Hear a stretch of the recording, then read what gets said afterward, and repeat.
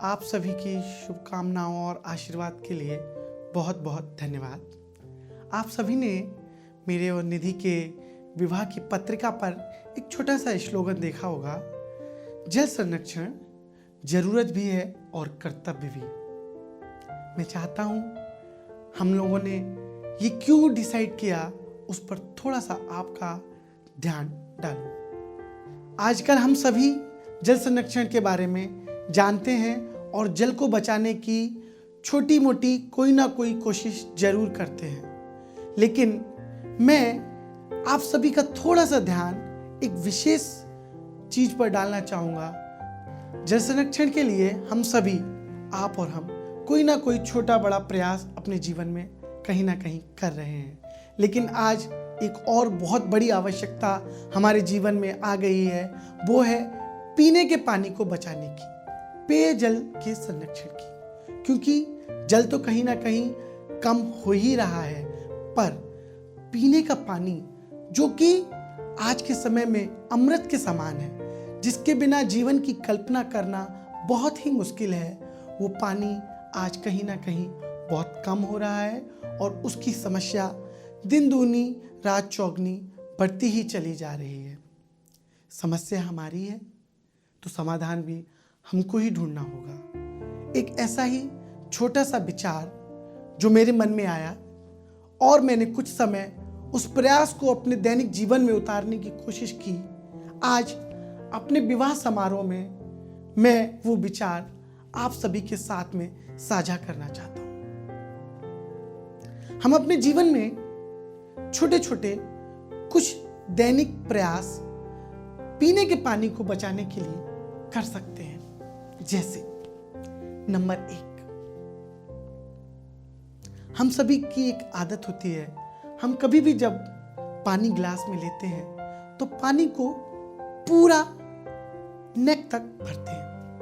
पूरा गिलास पानी खुद भी लेते हैं और दूसरे को भी देते हैं, लेकिन शायद कभी हम पूरा पानी पी पाते हैं और शायद कभी नहीं पी पाते हैं। तो एक छोटी सी अच्छी आदत हम डाल सकते हैं, पानी के गिलास को पूरा ना भर के आधा गिलास भर सकते हैं। दोबारा अगर आवश्यकता हो तो फिर ले सकते हैं, दोबारा फिर आवश्यकता हो फिर ले सकते हैं, लेकिन पानी का जो अनावश्यक व्यय हो रहा है उसको हम रोक सकते हैं। नंबर 2, हमारे घर में हमारी छोटी से छोटी और बड़ी से बड़ी आवश्यकताओं को पूरा करने वाली हमारी माँ, बहन या पत्नी ही होती है। घर में महिलाओं की जिम्मेदारी बहुत अधिक है, क्योंकि जल से लेकर हर आवश्यकता को वो ही पूर्ण करती हैं। तो यदि वो अपनी छोटी सी जिम्मेदारी समझे और हर किसी को उसकी आवश्यकता के अनुसार जल दे, जैसे कि बच्चों को थोड़ा कम, बड़ों को अधिक और बुजुर्गों को उनकी आवश्यकता के अनुसार पानी का गिलास या पानी दे, तो पानी का अनावश्यक होने वाला व्यय थोड़ा कम हो सकता है। और हाँ, हमारे बच्चों में एक अच्छा संस्कार पैदा हो सकता है कि जल बहुत कीमती है, तो उसका उतना ही प्रयोग करना है जितना कि आवश्यक है। नंबर 3, हम लोग अपने बच्चों को बचपन से ही संस्कार और शिष्टाचार के माध्यम से ये सिखाते हैं कि हमारे घर में कोई भी अतिथि आए तो उसको सबसे पहले पानी पूछना है। लेकिन कभी कभी होता ये है कि शायद पानी की आवश्यकता नहीं होती है, लेकिन केवल शिष्टाचार और संस्कार की वजह से हम पानी देते हैं या लेते हैं। कभी कभार अतिथि जिसे पानी की आवश्यकता नहीं भी है, वो भी क्योंकि छोटा सा बच्चा पानी लेके आया है तो उसका मन रखने के लिए पानी ले लेता है, लेकिन क्योंकि पानी की आवश्यकता नहीं थी इसलिए थोड़ा सा लेके ही छोड़ देता है। या फिर जिसे आवश्यकता नहीं थी उसे भी पानी सर्व किया तो वो भी पानी को थोड़ा सा पी के छोड़ देता है और बाकी बचा हुआ पीने का पानी व्यर्थ जाता है। तो मुझे लगता है कि शिष्टाचार और संस्कार के लिए हम पानी देने से पहले एक बार अतिथि से पूछ सकते हैं। इसमें कोई बड़ी बात नहीं है। इस माध्यम से हम अनावश्यक पानी के व्यय को रोक सकते हैं। नंबर 4, आजकल हम सभी सीलबंद पानी का बहुत प्रयोग करते हैं, क्योंकि जगह जगह पर जो एक हमारे नल और पानी के अन्य स्रोत थे वो धीरे धीरे खत्म होते जा रहे हैं, जिस वजह से पानी की बोतल खरीदना हमारी मजबूरी बन गई है। लेकिन इसी के साथ साथ जब वही पानी हमको किसी पार्टी में, फंक्शन में या कार्यक्रम में निःशुल्क मिलता है, या फिर कभी कभी रेल में, बस में या होटलों में हम अपने व्यय से खरीदते हैं, हम उस पानी की बोतल की कीमत नहीं समझते। उस पानी को आधा पी के या चौथाई पी के बाकी बचे हुए पानी को छोड़ देते हैं या फेंक देते हैं।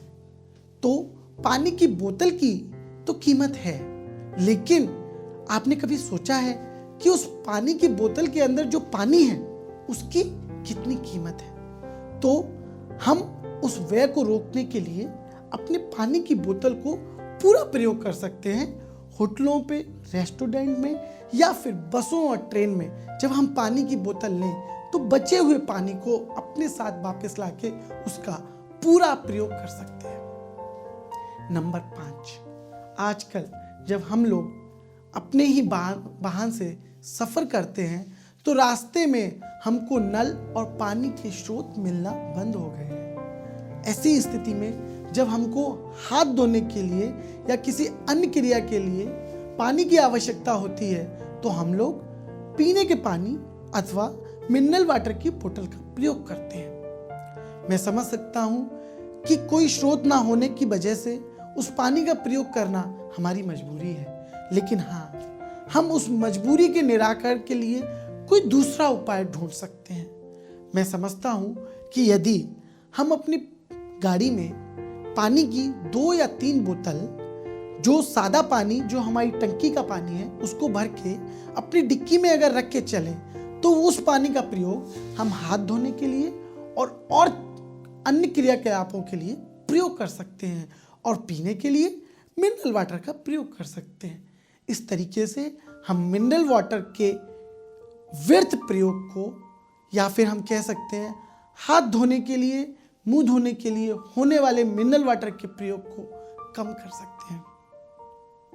अंत में मैं यही कहना चाहूँगा कि जल संरक्षण आज हमारी जरूरत भी है और हमारा कर्तव्य भी, लेकिन कल कहीं ऐसा ना हो ये हमारी मजबूरी बन जाए।